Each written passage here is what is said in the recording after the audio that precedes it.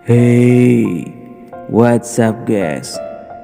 Oke guys, kembali lagi dengan saya Abizar Wabil Ahmad.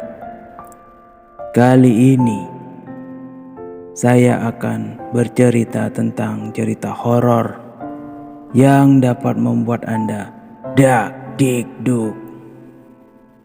Seperti apa keseruan cerita kali ini? Langsung saja ke ceritanya. Check it out. Sepintas, tidak ada yang istimewa dari temanku ini.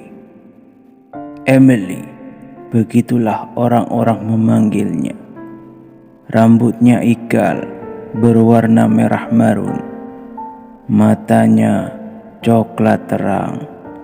Kulitnya putih, mungkin lebih tepatnya putih pucat. Dia pendiam dan tertutup. Banyak juga cowok tertarik padanya. Namun mereka mundur karena Emily tidak memberi sinyal apapun. Aku mengenalnya 2 bulan yang lalu. Ia satu universitas denganku dan kami pun satu jurusan. Satu hal yang aneh, Emily sangat takut sekali dengan suasana gelap, dan dia selalu menghindar dari kegelapan. Pernah suatu ketika kami ada kuliah malam. Tiba-tiba listrik padam. Spontan Emily berteriak-teriak dan menjerit ketakutan. Ia mencengkram lenganku dengan kuat. Semua yang ada di ruangan panik dan berusaha menenangkannya. Saat listrik kembali menyala, aku melihat ada luka cakar di lenganku. Mungkin itu adalah bekas cakarannya yang begitu ketakutan. Rasanya cukup perih. Tapi mau gimana lagi? Dia melakukannya tidak sengaja. Setelah beberapa bulan pertemananku, pada suatu senja, aku mengajak Emily untuk bermain di rumahku. Karena juga ada tugas dari universitas yang kami kerjakan.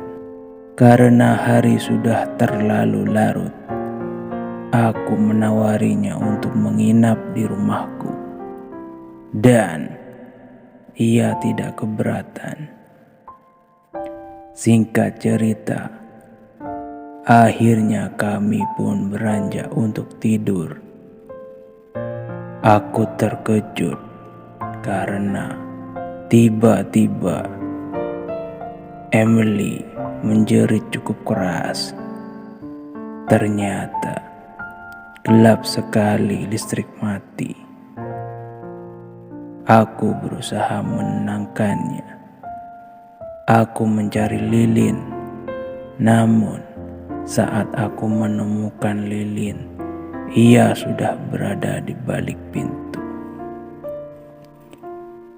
Dengan segera aku memanggilnya, akan tetapi ia justru berlari keluar ke arah jalanan, dan entah dari mana datangnya, sebuah truk melaju dengan kencang. Seketika itu, ia menubruk tubuh Emily hingga ia terpental beberapa meter. "Emily!" Aku berteriak dengan segera menghampirinya. Darah sudah mengucur dari mulut dan kepalanya. Aku memeluknya. Beberapa detik setelah itu, aku kehilangannya untuk selamanya. Setahun setelah kejadian itu, aku sering bermimpi tentang Emily. Bahkan, aku juga merasa seolah-olah ia selalu mengikutiku kemanapun aku pergi. Aku berusaha untuk mencari tahu tentang Emily. Setelah semua data tentangnya aku dapatkan, aku langsung menuju alamatnya. Ternyata Emily dibesarkan di sebuah panti asuhan. Menurut informasi yang aku dapatkan, saat itu umur Emily baru 5 tahun. Ia mempunyai seorang ibu yang depresi karena dikhianati suaminya. Lalu, ibu Emily sering tertawa-tertawa sendiri. Kadang juga ibunya memukul Emily. Dan lebih parahnya lagi, ibunya sering mengurung Emily di dalam kamar dan lupa untuk mengeluarkannya. Barulah beberapa hari ia ingat. Sering terjadi hal seperti itu. Kadang teriakan dan tangisan membuat para tetangga iba. Hingga pada suatu malam, ibunya kembali mengurungnya. Emily menjerit. Ibunya seolah berubah menjadi suatu makhluk yang mengerikan. Ia menyeringai kepada Emily.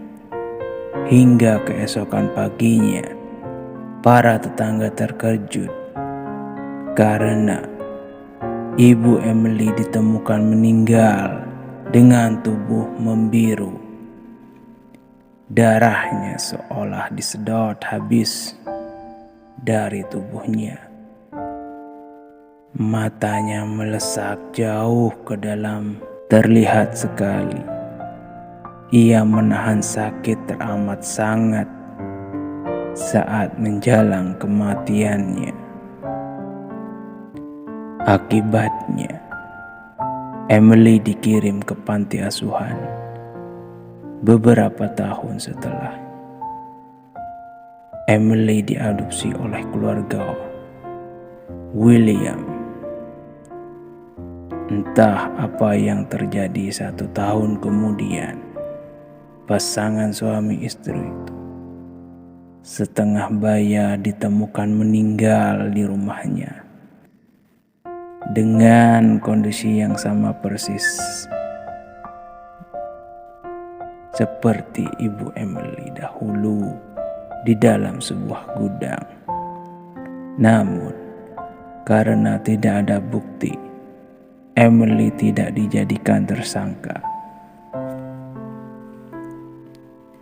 Pada akhirnya, Emily dikembalikan ke panti asuhan dan sampailah ia memasuki universitas. Kemudian bertemu denganku. Hingga akhirnya kemalangan menimpa dirinya. Oh Emily, kasihan sekali dirimu. Kemalangan demi kemalangan selalu menimpamu. Maafkan aku tidak bisa menjagamu. Setelah kurasa cukup, aku pun kembali pulang. Tak lupa, sebelum pulang aku mampir di makam Emily, menghadiahkannya seikat bunga lili putih, bunga favoritnya. Aku sampai di rumah setelah pukul 23.00. Aku langsung membersihkan diri dan tidur. Entah telah berapa lama aku tertidur. Tiba-tiba aku terbangun karena ada suara aneh memanggilku. Dian, Dian. Saat aku membuka mataku, aku mendapatkan diriku berada di dalam gelap. Aku mencoba mempertajam penglihatanku. Tiba-tiba mataku menangkap sesuatu dalam keremangan. Ya, sesosok tubuh hitam berdiri di sudut kamarku. Liurnya menetes-netes, atau lebih tepatnya itu adalah darah yang berbau sangat busuk. Matanya jauh tersembunyi ke dalam, lehernya panjang seperti tidak ada tulangnya. Ya, lehernya seperti terkulai tanpa penyangga, nyaris menyentuh perutnya, dan ia menyeringai padaku saat aku tajamkan lagi penglihatanku. Itu adalah sesosok Emily, namun dalam sosok lain. Lalu aku rasa hanya takut dan rasa sakit yang tiada tara.